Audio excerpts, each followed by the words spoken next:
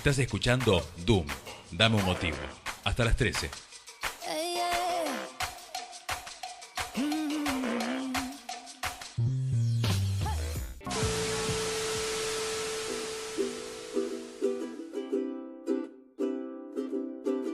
Apaga la tele. En Doom te damos un motivo para... Te damos un motivo para que leas un libro y para que conozcas a los próceres, pero desde otro lado. Tenemos en línea a Mariano Otálora, director de la Escuela Argentina de Finanzas Personales. Mariano, Graciela Soto, May Álvarez, Silvina Campidoglio, el equipo de Dame un motivo te da la bienvenida. ¿Cómo estás? Hola, ¿qué tal? Graciela, Bienvenido. Muy buenos días y un saludo a toda la mesa. Muchísimas gracias por estar acá en el aire de Dame un motivo. La idea era hablar en este mes sanmartiniano acerca de los próceres y había pensado en una oportunidad y bueno, hablar con historiadores, pero la gente de la editorial Penguin Random House me dice, mirá, hace poco Mariano editó un libro que habla de los próceres y el dinero y dije, mirá qué interesante bucear en nuestra historia pero desde otra mirada, así que quería preguntarte un poco, no tanto sino por San Martín, sino para que me cuentes un poco a mí y a la audiencia cómo eran estos próceres, estos padres de la patria con el dinero. Sí, la verdad que esto fue, mira, un gran desafío. Como bien dijiste, no soy historiador, yo me dedico a la economía y a las finanzas. Y siempre tuve, no sé, las dudas de a ver qué hacían antes con el dinero de los próceres, si realmente merecían el bronce y si vinculaban de alguna manera sus negocios personales con su posición de poder que tuvieron eventualmente cada uno. Y la verdad que ahí te encontrás con todo tipo de casos. Primero con algunos próceres que decís la verdad se merecen estar donde está, y otros que te generan algunas dudas.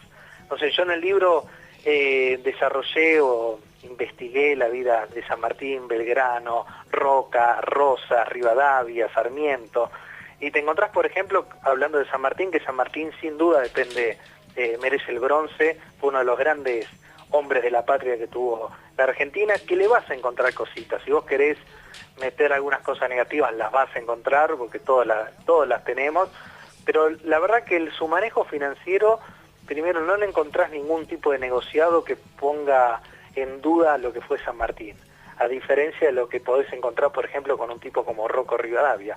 San Martín toda su vida, su crecimiento patrimonial estuvo relacionado a la guerra, porque él nació militar, entonces era muy común que si vos ganabas algún combate o algo por el estilo, recibieras tierras de regalo, y por eso él tuvo tierras en Argentina, en Perú, en Chile, pero San Martín es el único de los próceres que tuvo un crecimiento patrimonial sostenido, cae en bancarrota, quiere decir quiebra, y después termina con una fortuna muy considerable, que ese es el único caso que encontré, porque en todos encontrás o que nacieron ricos y murieron ricos, nacieron ricos y murieron pobres, pero San Martín fue el único que se pudo recuperar en el medio. ¿Qué es lo que le pasó a San Martín? San Martín en un momento se encuentra, él es el que inaugura la deuda externa del Perú, como Rivadavia inauguró la deuda externa de la Argentina. Cuando él toma el poder en Perú, él invierte también en la deuda pública peruana, pero después Perú entra en default. Entonces San Martín se encuentra que no recibe ingresos de la inversión que había realizado. Al entrar en default Perú, tampoco recibe ningún tipo de pensión que recibía habitualmente de Perú, y después Argentina con Rivadavia, enemigo de San Martín, también entra en default. Entonces se encuentra San Martín en un momento crítico de su vida, donde no recibe ni ingresos de Perú, ni ingresos de Argentina, empieza a malvender sus propiedades, empieza a tener un manejo, la verdad, muy complicado de sus finanzas, y también tiene un montón de alquileres dando vueltas que nadie le pagaba. Entonces es un momento donde entra en bancarrota, y llega un momento, si querés, los últimos 10 años de su vida, donde se empiezan a alinear los planetas. Por un lado, Argentina le empieza a pagar todo lo adeudado, Perú hace lo mismo, y cuando termina en Francia, él recibe 10 años antes el manejo financiero de una de las fortunas más importantes de Francia. Su amigo Alejandro Aguado muere y le deja en un testamento que quería que San Martín le manejara su fortuna y se hiciera cargo de sus hijos. Entonces ahí te encuentra la historia que San Martín, obviamente en sus últimos años, termina con una fortuna considerable y no termina pasando ningún tipo de apuro. Sí, en los últimos años, como vos bien decís. Mariano, ¿cuánto tiempo te llevó bucear en cada una de estas historias?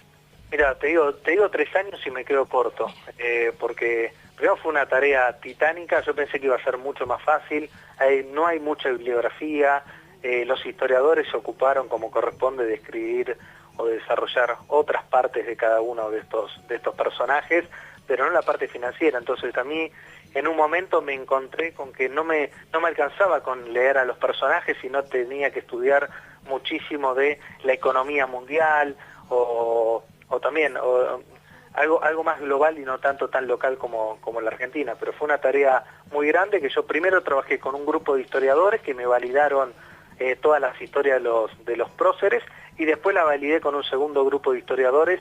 Por eso el libro es muy riguroso del histórico.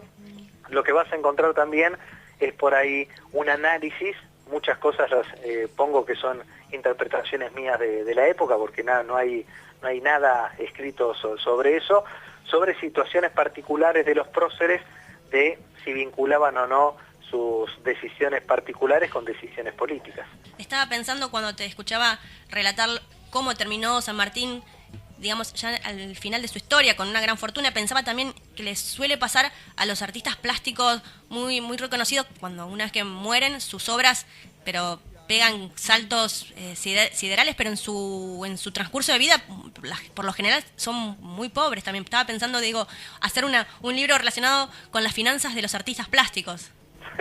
Sí, la verdad es muy interesante, porque son esas actividades, si querés, en algunos casos muy injustas, porque tenés artistas que por ahí no tienen una gran trayectoria y cobran muy bien, y otros que la vienen peleando durante toda su vida y no pueden tener un buen pasar, mueren, y después sus obras la disfrutan sus herederos, ¿no? Esto es muy común. Mariano, cuando te sigo a través de Twitter siento que sos una especie de oráculo, porque mucha gente te pregunta qué hacer con su dinero, en dónde invertir, y bueno, ¿este es tu quinto o sexto libro? Este es mi sexto libro, pero el único relacionado a la historia. Exacto, sí. Los próceres y el dinero, inversiones, estafas y despilfarros de los grandes hombres de la patria es tu libro relacionado con la historia y las finanzas. Pero tus anteriores libros destacan mucho la cotidianidad de qué hacer con los ahorros. Sí, a ver, mi primer libro fue en un momento muy particular que se llamó Cómo pagar menos impuestos sin evadir. Que ahí lo que hice fue un libro de autoayuda para ayudar a mucha gente a que pudiera pagar menos impuestos a las ganancias, que el año 2008 fue uno de los años más críticos con respecto a ese impuesto. Y después escribí siempre libros para ayudar a mucha gente a que pueda invertir mejor su dinero.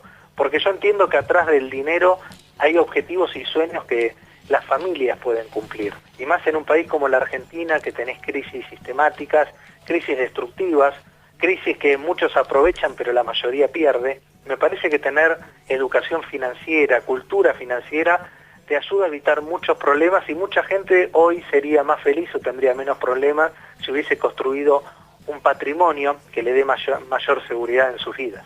Mariano, la última pregunta que siempre hacemos en Dame un Motivo es: ¿cuáles son los motivos por los cuales Mariano Otálora brinda? Te digo la verdad, es después de las elecciones de las PASO, ¿no? Voy a meter un poco la política que tiene que ver, yo brindo realmente para que la gente en la Argentina pueda ser feliz. Un país donde es muy difícil vivir en la Argentina, por más que uno quiere. Yo viví en otras partes del mundo, por eso, y siempre volví porque amo mi país, pero es un país que todo te lo hace muy difícil. Entonces yo brindo porque cada día los argentinos y todos los que vivimos en este país podamos estar un poco más felices o que tengamos una vida más simple, ¿no? Mariano, muchísimas gracias. Bodega Goyenechea te va a estar obsequiando un Malbec quinta generación, y muchísimas gracias por haber pasado por el aire de Dame un Motivo. No, por favor, les agradezco mucho, y bueno, muchas gracias por la botellita, que la vamos a tomar muy rápido. Muchas gracias. Muy bien, muchas gracias. Teníamos en línea a Mariano Otálora, y es el director de la Escuela Argentina de Finanzas Personales. Él tiene varios programas en cable, y uno de ellos es Historias que Inspiran, que se emite por el canal 26, donde habla con emprendedores. Y es un lindo programa que cuando lo agarro me engancho, y después lo sigo viendo a través de YouTube. Bueno, pero aparte interesantísimo tener tips como para saber invertir, ¿no? La importancia de esto para evitar los problemas que en general podemos llegar a tener en nuestra vida cotidiana por, no sé. Sí, por el despilfarro. Bueno, los próceres también despilfarraban, y nosotros también podemos un despilfarro. Un despilfarro de vez en cuando, chicas, no pasa nada. Muy bien. ha sido la columna literaria de Dame un motivo.